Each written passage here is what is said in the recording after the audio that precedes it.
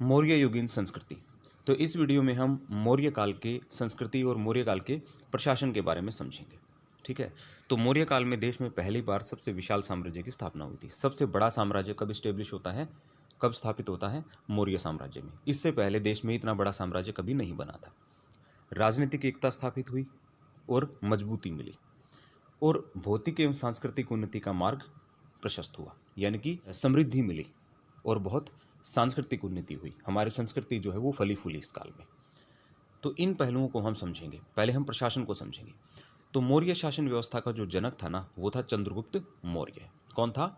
चंद्रगुप्त मौर्य।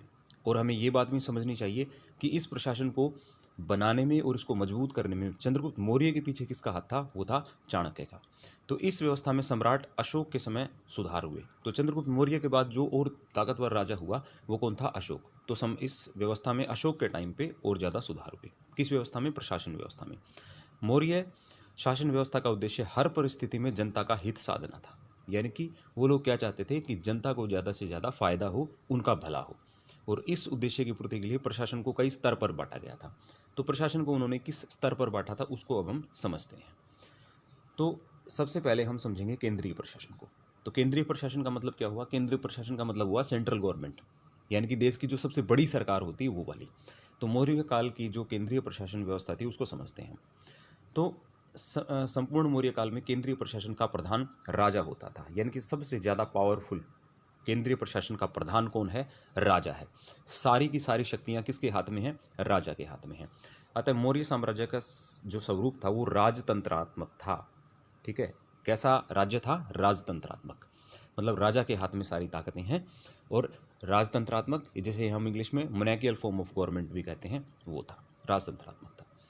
इस व्यवस्था के अनुरूप मौर्य सम्राट सर्वोच्च सेनापति, सबसे बड़ा सेनापति कौन? मौर्य सम्राट। ठीक है। सर्वोच्च न्यायाधीश, सबसे बड़ा न्यायाधीश कौन? यानी कि अगर कोई भी मुद्दा होता है, कोई भी न्यायिक बात आती है कि किसी भी मुद्दे पर न्याय करना पड़ता है, तो सबसे आखिरी में जब केस जाएगा किसके पास जाएगा? सम्राट के पास जाएगा। और सम्राट जो न्याय करेगा वो मान्य होगा। सर्वोच्च कार्यपालिका अध्यक्ष। ठीक है।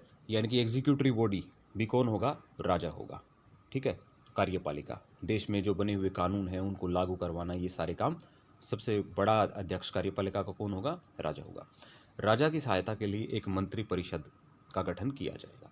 तो राजा की सहायता के लिए क्या किया जाएगा? एक मंत्री परिषद का गठन। तो एक मंत्री परिषद भी राजा की सहायता के लिए गठित की गई थी, क्योंकि राजा अकेले ये सब काम नहीं संभाल सकता।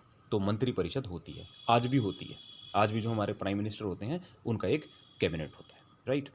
इस परिषद के सदस्यों को राजा ही नियुक्त करता था और अपनी परिषद को कौन बनाता था? राजा बनाता था अपनी समझ से।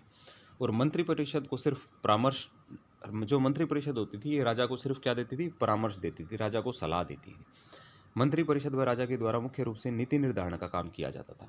क्या करते थे ये? नीति निर्धारण, देश के लिए कानून व्यवस्था बनाना, देश के लिए नियम बनाना, कानून बनाना, ये सारे काम कौन करता था? मंत्री परिषद, राजा मिलकर करते थे। उन नीतियों को लागू करने का कार्य अधिकारियों द्वारा किया जाता था। और बने हुए जो कानून हैं उनको लागू कौन करेगा? अधिकारी लागू करेंगे। अब ये अधिकारी कौन थे? इस उद्देश्य के लिए 18 विभागों का गठन किया गया था। तो मौर्य काल में कितने विभाग बनाए गए थे? 18 विभाग बनाए गए थे। और हर विभाग का जो अधिकारी होता था ना, उसको तीर्थ कहा जाता था।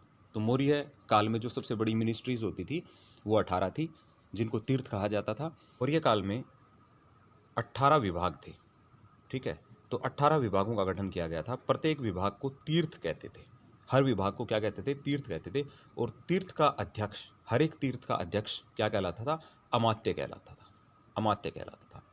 फिर ये देखिए, समाहर्ता, सन्निधाता, मंत्री, व्यवहारिक, मंत्री परिषदाध्यक्ष और आठविक आदि प्रमुख अमात्य थे। तो ये जो थे ना, जैसे समाहर्ता हो गया, सन्निधाता हो गया, मंत्री हो गया, व्यवहारिक हो गया, मंत्री परिषदाध्यक्ष हो गया, प्रशासता हो गया, आठविक हो गया, ये अलग अलग विभागों को संभालने वाले अमात्य थे। अपने अपने अलग अलग तीर्थ इनको, यानी कि अलग अलग मिनिस्ट्रीज उनको मिली हुई थी, राइट। उसके बाद हम नेक्स्ट आगे देखते हैं। कौटिल्य लिखता है कि राजा मंत्री परिषद में उन व्यक्तियों को नियुक्त करे जो उच्च योग्यता रखते हैं। यानी कि कौटिल्य ये भी बताता है अपने जो है अर्थशास्त्र में कि मंत्री कैसा होना चाहिए। वो ये भी बताता है राजा कैसा होना चाहिए, वो ये भी बताता है मंत्री कैसा होना चाहिए। यहाँ पे मंत्री की बात हो रही है। तो मंत्री परिषद में उन व्यक्तियों को नियुक्त करे जो उच्च योग्यता रखते हों। ठीक है, जिनमें वीरता हो, बुद्धिमानी हो, ईमानदारी हो और स्वामी भक्ति हो। तो ऐसे व्यक्ति अगर मिनिस्ट्री में रहेंगे, वो काम करेंगे, तो वो अच्छा काम करेंगे। अब हम देखते हैं मौर्य साम्राज्य का प्रांतीय प्रशासन। तो प्रांतीय प्रशासन में हम क्या देखते हैं, चंद्रगुप्त मौर्य के विशाल साम्राज्य के प्रांतों की निश्चित संख्या तो हमें ज्ञात है नहीं। तो चंद्रगुप्त मौर्य के शासनकाल में कितने प्रांत थे, इस बात का हमें नहीं पता।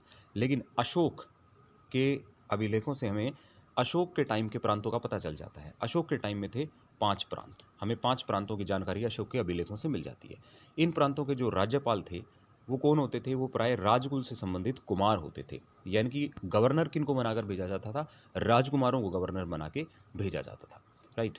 लेकिन कभी कभी ये जो गवर्नर हैं ये राजकुमार ना होकर किन्हीं किन्हीं योग्य व्यक्तियों को भी ये अवसर दिया जाता था, ठीक है। एक उदाहरण के तौर पे इन्होंने बताया है, चंद्रगुप्त ने पुष्यगुप्त वेश्य को काठियावाड़ का राज्यपाल बनाया था। तो चंद्रगुप्त ने किसको काठियावाड़ का राज्यपाल बनाया था, वो पर्सन था पुष्यगुप्त वेश्य।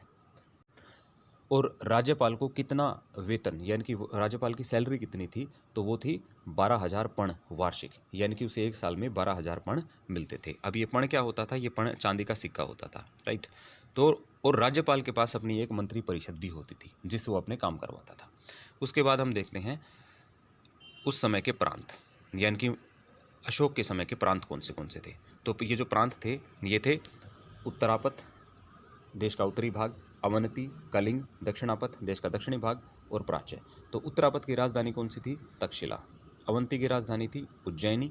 कलिंग की राजधानी थी तोशाली। दक्षिणापथ की राजधानी थी स्वर्णगिरी और प्राच्य की राजधानी थी पाटलिपुत्र। तो ये थे प्रांत, उत्तरापथ और उसकी राजधानी तक्षशिला, अवनति उसकी राजधानी उज्जैनी, कलिंग कलिंग की राजधानी तोशाली, दक्षिणापथ की राजधानी स्वर्णगिरी, प्राच्य और प्राच्य की राजधानी पाटलिपुत्र। इसके बाद का जो पार्ट है वो हम अगली वीडियो में समझेंगे।